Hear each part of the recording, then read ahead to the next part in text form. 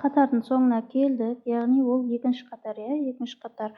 Басында біз бір воздушный петля алып бастаған едік қой, екінші қатар. Сол воздушный петляға біріктіреміз.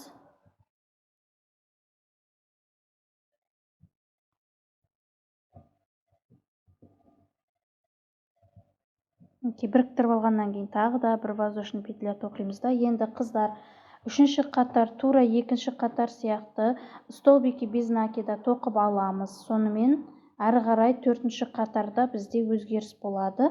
Яғни біз осы тұрған үш қатарды тоқып шығуымыз керек болады.